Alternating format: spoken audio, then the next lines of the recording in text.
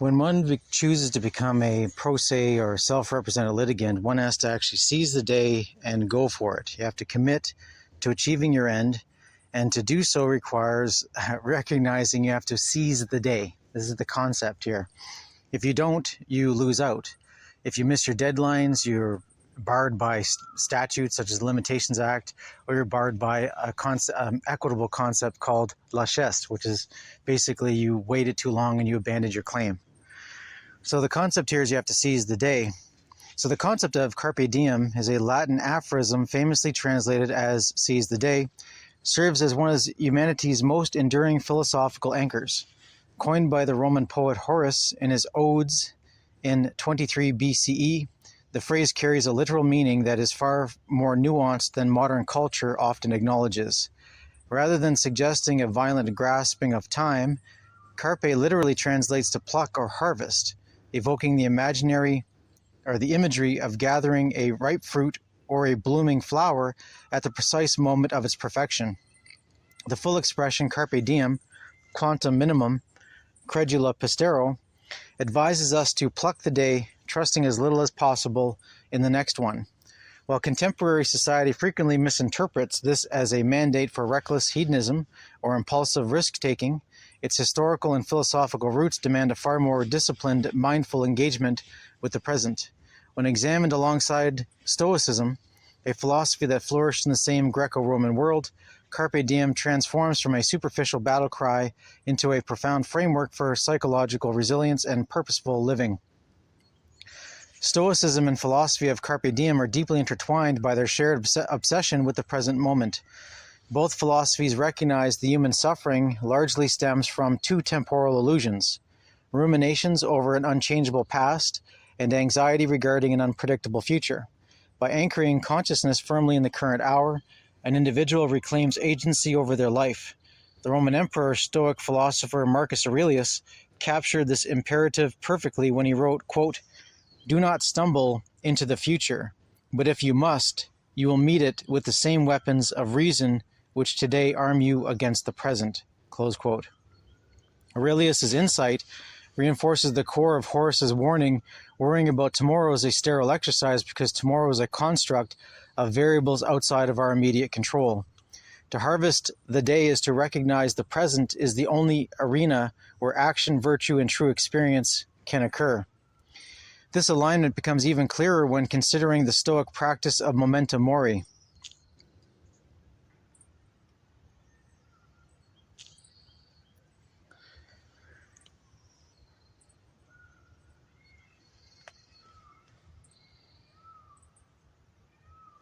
So this alignment becomes even clearer when considering the Stoic practice of memento mori, the deliberate remembrance of one's own mortality. Far from being a morbid obsession, reminding oneself of death is the ultimate catalyst for Carpe Diem. If time is finite and its end is completely uncertain, then every single day possesses an immeasurable, non-renewable value. Seneca, a prominent Stoic statesman and dramaticist, articulated this urgency with striking clarity, stating, "Putting things off is the waste of life. It snatches away each day as it comes and denies us the present by promising the future.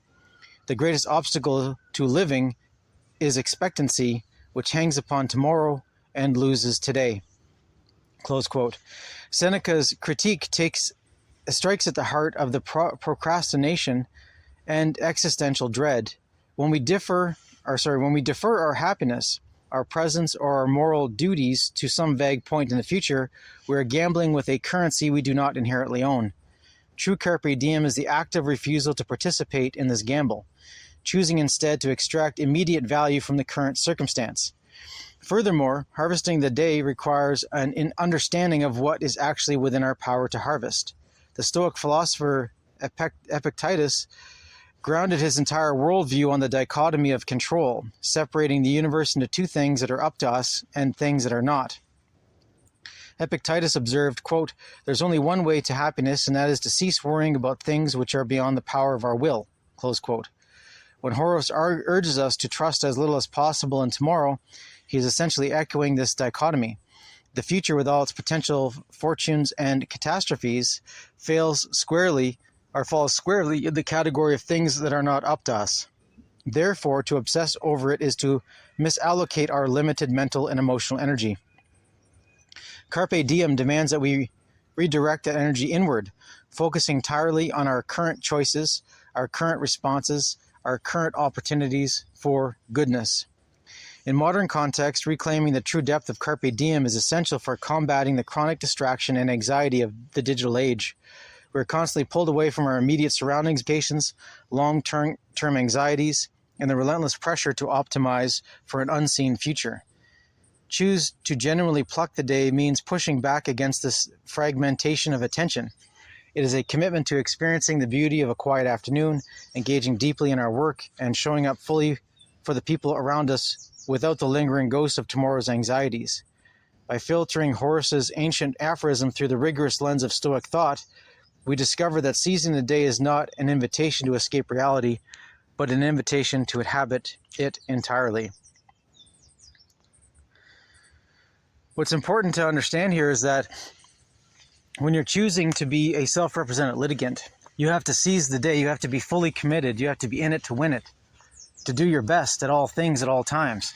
And when you're actually taking on this mindset of seizing the day, then it means that you choose to move forward in a very strategic, planned, and disciplined manner. This requires that you have a general strategy. If you plan on pursuing litigation as a self-represented litigant, then you have to have a plan. What is your plan? You have to define the terms of what your goals are. In military thinking, you have a plan, you have strategy, and you have tactics. These three things intertwine in such a way that they overlap in multiple complex but nuanced ways. What's important is that you have your general plan, because without a plan, you have no idea if you succeeded or not. Unless you know where you're going, how do you know if you have arrived? So for the self-represented litigant, they have to decide what is it they're trying to achieve. Are you trying to hold somebody accountable who caused you damage or harm? Are you trying to change society in some way that you think the court system can help you do that? Are you trying to help a friend move something through the court system? What is your goal exactly? And you have to know what your goal is so you know whether you've achieved it or not. Once you know what your goal is, then you have to actually have a strategy of how to achieve it. This means that you have to decide which court is the appropriate jurisdiction to file in. Is it the lower court, the middle court, the higher court, right? Is it the highest court would be federal courts, but you don't need to go there right away? Is it small claims jurisdiction under $30,000? Or is it something that requires the higher level courts that require the judge's exercise of judicial discretion, right? And equitable principles? Then it means you're going to a higher court. You have to pick the court, your venue first, before you move forward. Once you pick your venue, then you have to get clear about which rules of court apply to you. What is the appropriate process to do? Are you going to file a full-on notice of action for a complete lawsuit, or are you going to try an in-between step, such as a petition, motion, or application, which can achieve the outcome you want without having to go through an entire full trial with discovery and all those things? Sometimes there's smaller processes that can achieve your goal without the expense and time that goes into a full-on trial. You have to measure out what is necessary to achieve your goals. Do you want discovery? Do you need discovery? And if so, then discovery might be the point of the operation of actually discovering things that you think you know, but you need proof of claim of it, right? Or other times you have what you need already, and you just need to move forward and get a judge's decision to actually enforce something or other. There's no perfect answer here because everyone's needs are different, and the timelines are all different. You might have a time pressure, as in you're getting up to the 2-year mark. That's generally the time limit to file a lawsuit against somebody. Most jurisdictions have what's called a Limitations of Actions Act, or Statute of Limitations generally is what it's called. This limitations keeps you within a 2-year period of whatever the injury is. Once you discover an injury, you have to file a lawsuit within 2 years, or it becomes void ab initio, as in it's over. It's void from that point on. Why? Because you've abandoned your claim. You've not pursued your claim. Therefore, the claim is considered abandoned legally. The whole point, the reasoning behind this is that if you're not acting to enforce your rights, then those who sleep upon their rights have none, and therefore you forfeited your rights. This is the idea that if someone causes an offense and nothing's done about it for a period of time, they can move on in life because nothing's going to be done to compensate the injured party for whatever happened. This allows for certainty within the court system, a certainty within the litigation system. It allows us to be able to calculate things out and plan things out in a certain way. Nothing's for certain except the word certain, but still, these are generally things that should be contemplated and thought about.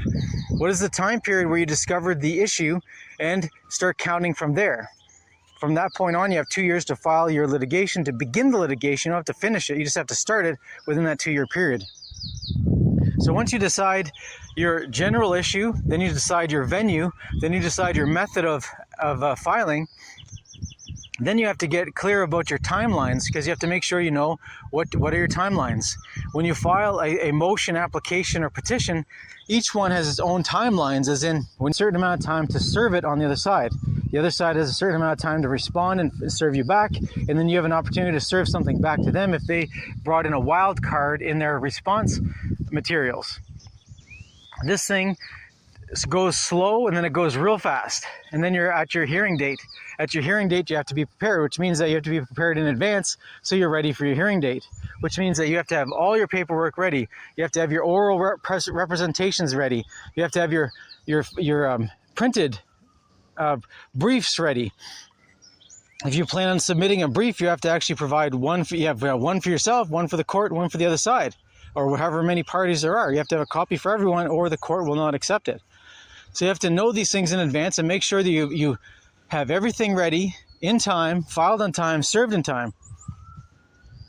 Now, as far as physical briefs go, it's not always a good idea to serve the other side with your physical brief unless it's actually going to be used at the hearing. The reason why I say that is that you might show up with this 100-page brief that is just laying out the case forward, backwards, and just amazingly explains all the case law that matters, and it's just this really amazing book. And if you actually give it to the other side, and the judge has a copy, and you have a copy, show up on the court day, and the judge has some sort of reason for a delay, like, oh, well, the lawyer representing the other side had a heart attack, and he has to reschedule. Then you've just given your opponent all the information they need to be able to completely contradict you or come back at you, or basically mount a very strong argument based on all the hard work you put into it and given them with the brief. So you have to measure out what you give and when you give it. Right? Oral presentations are only orally presented, but written briefs are something else. If it has all your case law citation that is generally relevant to the topic, and they have it in advance, they can go look up counter citations, right? Where you might have found cases that argued in one way, they can find the opposite cases that argued the other way. And then it confounds the situation. Now, what's important is that it's supposed to be full disclosure going into court beforehand, but there's a certain amount of disclosure that's disadvantage to you and other things that is an advantage to you. The whole point is that if you actually have everything it takes, if you have the facts on your side, the law on your side, and jurisprudence on your side, you should technically win the day in court. That is generally how it works, but it does not always work that way. Why? Because there's people who are really great at gaming the system. And there's an old saying with lawyers. If the facts are not on your side, argue the law. If the law is not on your side, argue the facts. If neither the law or the facts are on your side, then charm the judge. That's what lawyers joke about all the time, because they can still get a win from a losing situation if they know how to play their cards right, know how to overwhelm you or overwhelm the judge, or just play some strategy games. They can outmaneuver you.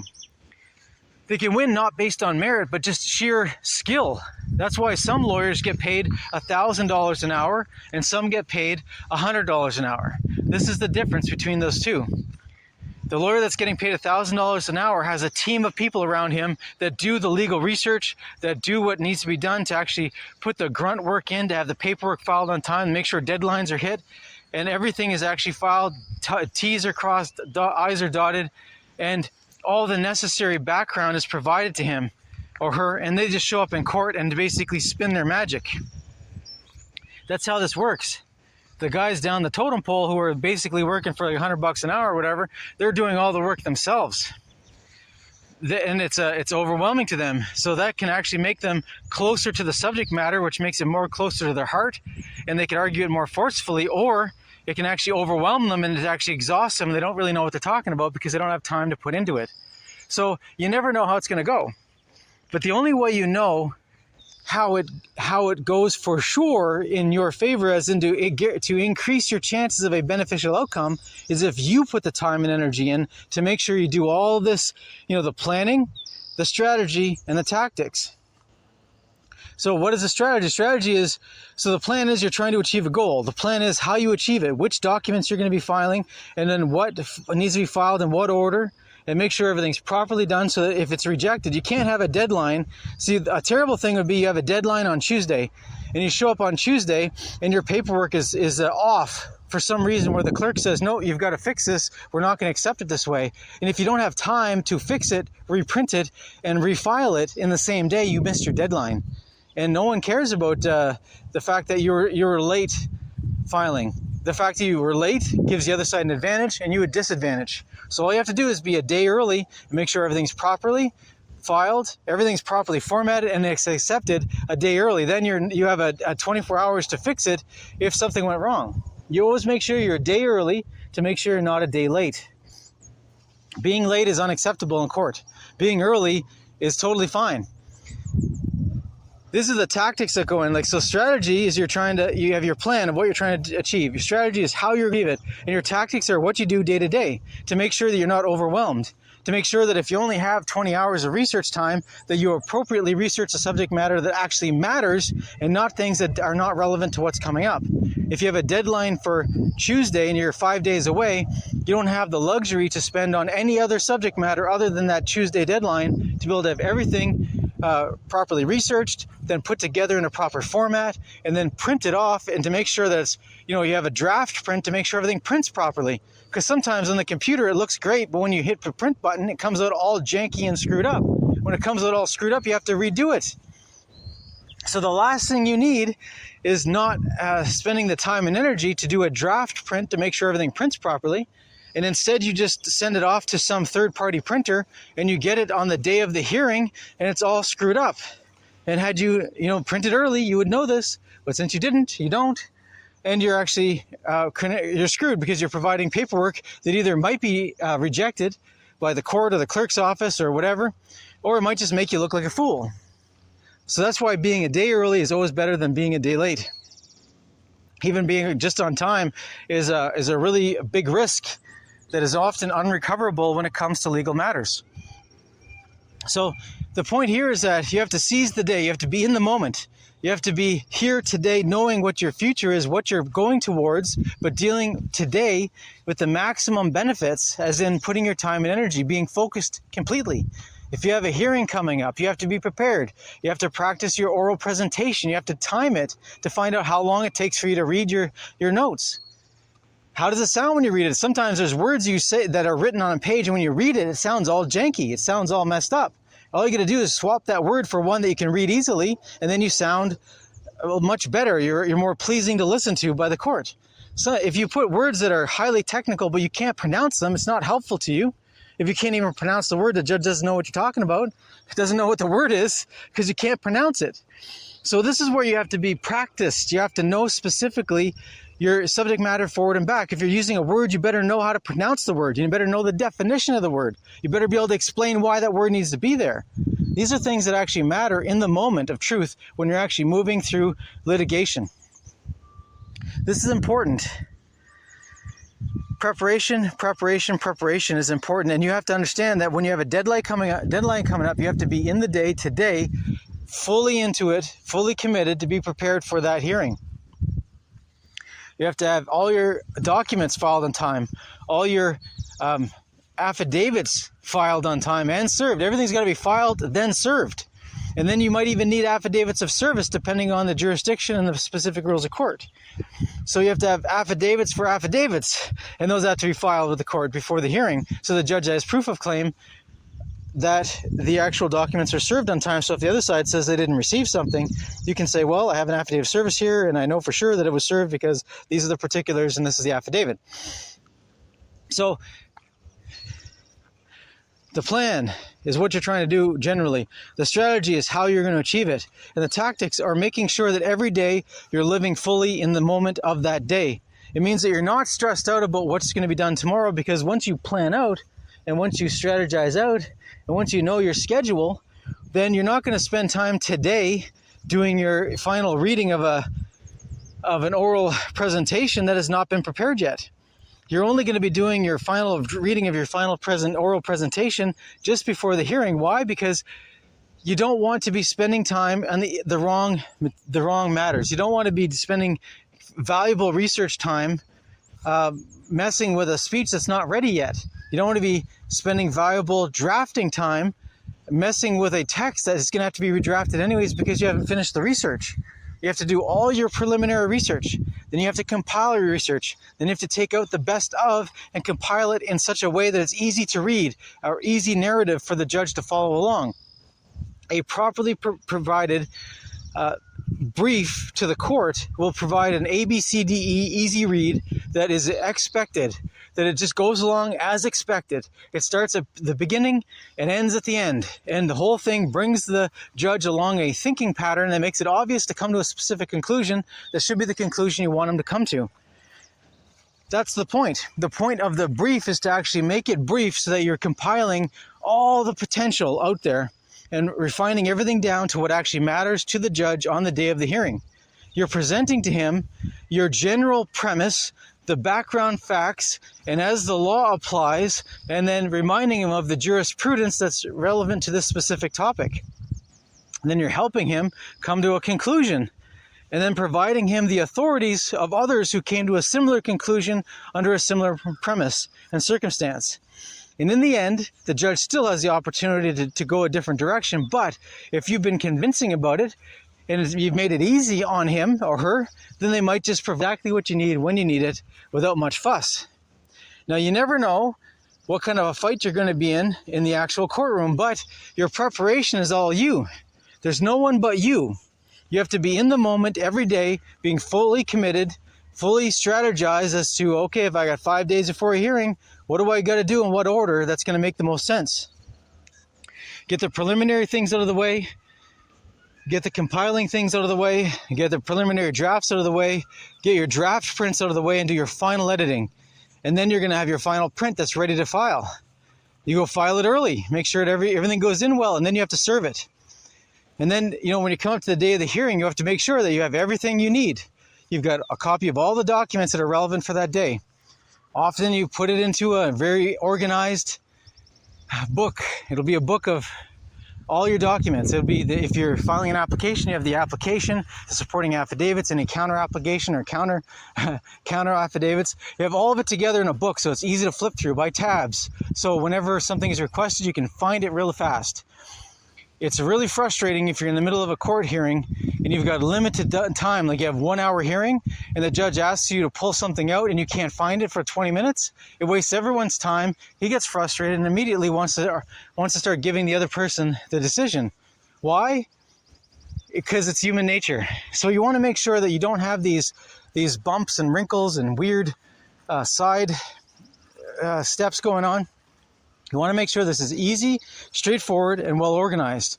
You want to make it easy for the judge to come to the conclusion you want to bring them to. You want to provide the path, provide the guardrails, make it easy to go in that direction, provide the lubrication for it so that they just smoothly go along the way you want them to and do not deviate. And if they do deviate, you're able to bring them back on course, back on path, back on the reasoning that you had in the first place. You're constantly churning through and figuring out what it is that you need. This is part of the process of moving along and figuring out what do you need to do. What is it that you need to actually figure out and do it in advance so that when it comes to actual game time, when it comes to the actual day of the hearing, you have everything completely on lockdown. You know all the authorities, you know the subject matter forward and backwards. There's no more any mysteries.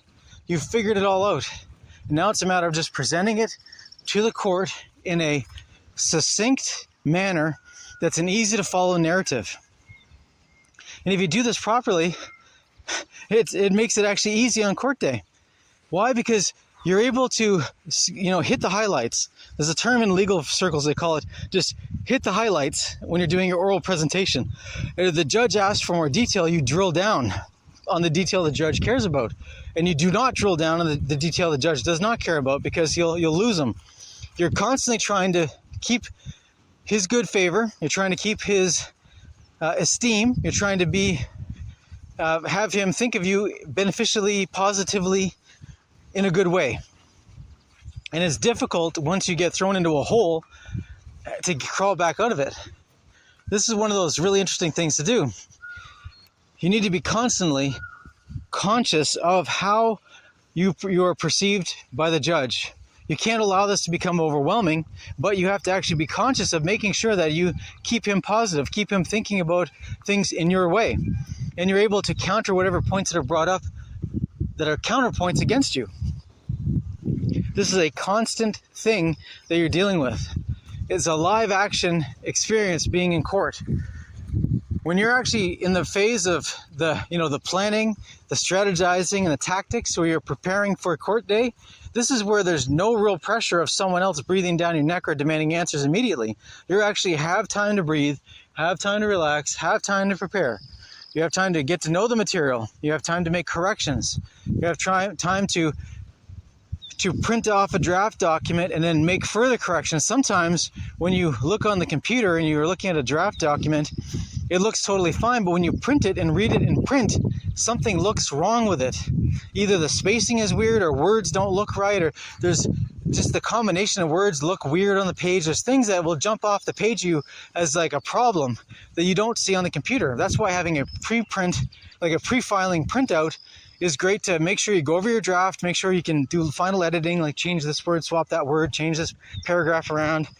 Sometimes just you have a hanging paragraph. There's like a one word hanging where it shouldn't be, or it goes to the next page. You just turn the page and there's this word hanging there. It looks all weird. How do you fix that? Well, when you do your preliminary print, you're able to actually just modify the text in such a way to pull up those hanging words, pull up the weird text, the stuff that just irritates people. You never know if the judge you're dealing with is like a grammar fanatic, or they're like a diction fanatic, or editing fanatic. You never know what you're dealing with until you're there. Once you're there, it's too late.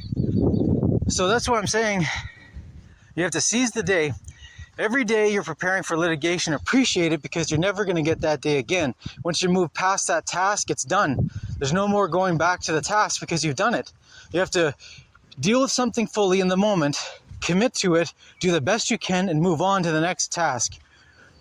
Fully commit to that thing, do your best you can, and move on to the next task. And every task, if you approach it with that positivity and that emphasis and that focus, you'll be able to move quickly through the entire preparation for a court case, one piece at a time, one day at a time, not wasting your valuable mental space by worrying about what could happen in the future, or fretting over documents you've already finally printed. Because if you've already finally printed and it's done, then don't worry about it. Don't let it take up your mental space. You only have so much capacity in your mind to be able to think about things, to be able to contemplate things. And we don't want to be worrying about the past. We don't want to be worrying about the future. We want to be in the moment right now. What is the task in front of you? Are you researching? Are you editing a document? Are you compiling a document? Are you doing the final edit of a document to make sure it reads really well? That, you've got the bones there, you've got all the general substance there, and now you're just dealing with the superficial kind of final grammar to make sure everything reads properly and not weird, right? You have to replace words where you have to. These are all different tasks that require different focus, and you always want to be on the moment, in the day, on the day. Seize the day. And that's the point that needs to be remembered here, because if you're not in the moment on the day, you're all over the place and you're wasting a lot of time and energy on the wrong things. So it's important to seize the day, be focused on what's in front of you, have a plan, then create a strategy, then create the tactics that are going to get you to your court day, and make sure you have everything done with a timeline of when you have to meet your deadlines a day early, so that if there's anything wrong, you can make a correction and refile and actually file it properly. That's all for today.